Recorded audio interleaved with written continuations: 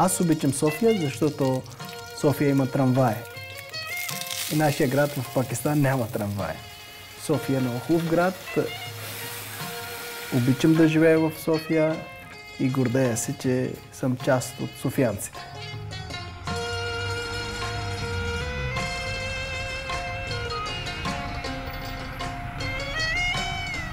В България живея от 1994 година, почти 22 години. И избрах съвсем случайно. По принцип целта ми беше и Западна Европа, но тук ми харесва, като дойдох и останах тук да живея.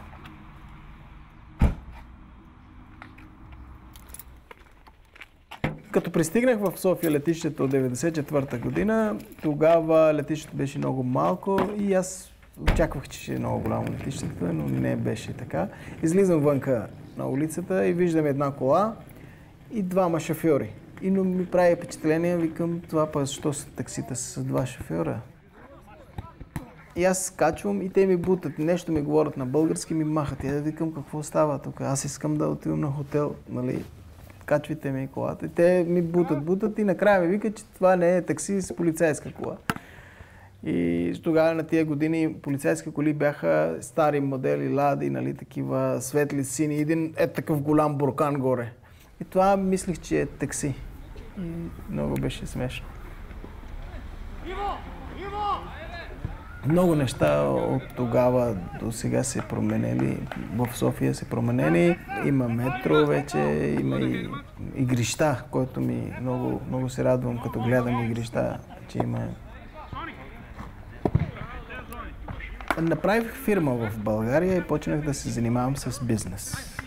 Първоначалото обичам много спорт и вкарах спорт крикет в България. Аз съм първият човек, който съм регистрирал първия клуб по крикет 1999 година.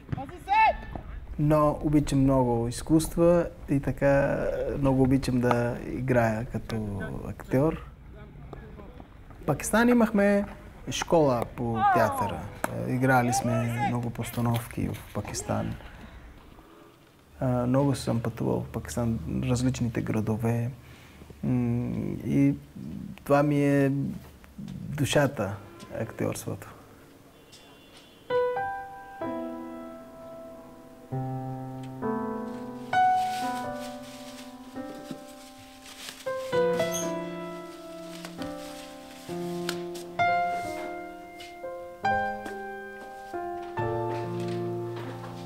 Преди 4 години, гледайки в България, че няма спортове за хора с специални нужди, особено деца с тежки специални нужди, като церебрална парализа, аутисти. И тогава измислих в България крикет на маса, който деца може да играят, които са над 90% с специални нужди.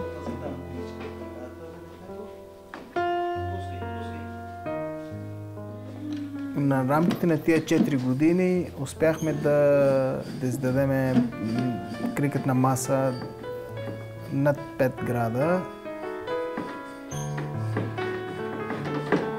Ходя 2 пъти седмично в медицински център Студентски град, както и другите медицински центрове в Младост и Шесто помощно също. Тренирам деца крикет на маса. Много им помагат на тези деца, защото тези деца също имат мечти и искат да играят. И физически много одобряват състоянието на церебрална парализа деца, помагат им финната моторика, движения, в същото време помага да одобрят контрол между очи и ръка. Това, че занимавам с актьорството, това много ми помага. Опитам да играя най-различни игри с тях време на тренировката. Някой път сменям гласовете, моето глас ги смена да ги развеселя малко. И наистина това много ми помага. Браво, Ано, Яни, сама да удриш. Удри. Погледни. Пускай аз. Диги главата. Лея. Лейче. Буте. Ето това е удра, браво. Само топка гледаш. Сега само си удряш. Хайде, дай. Браво! Браво!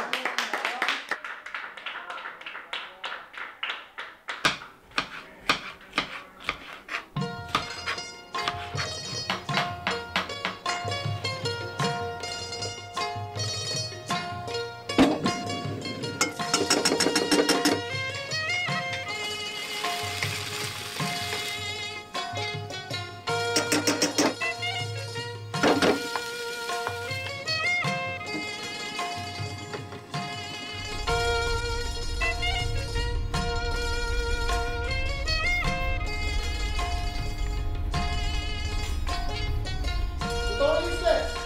Ами айде тогава да приготвим сцената и тук да си оправим маси. Идвайте.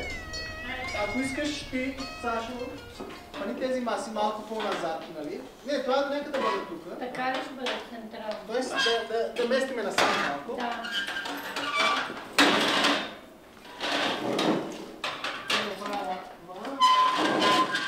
Да ги сложим на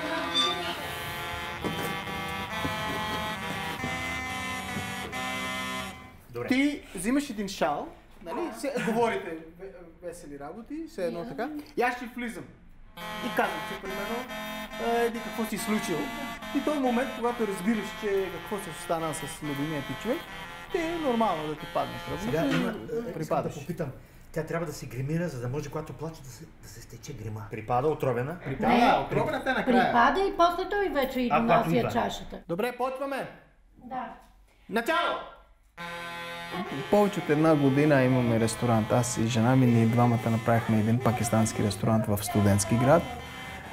Остават ми удоволствие много да готвя. Освен вкусни манджи в нашия ресторант, може да се гледате една постановка пакистанска драма, любовна драма, която играеме всяка седмица. Обикновено играеме събота или неделя. Един от двата дни и става много голяма веселба. Аз съм събрал мои близки приятели, които с професия си актьори. Един от тях е в Софийска опера, оперен певец. Една моя приятелка, тя също е актриса. Жена ми играе с тази постановка. Дедо, той е сипал отрова в чашата. Намерете го! Публиката наистина много добре приемат и много се радват, много забавляват. Има моменти, когато са тъжен момент има в постановката. Виждал съм на очите си всеки път така, че някой плаче. Винаги, когато съм живял в Пакистан, имал съм една носталгия, непозната носталгия. Когато пристигнах в България, тази носталгия изчезна. Явно така ми беше писано, че ще живея в България.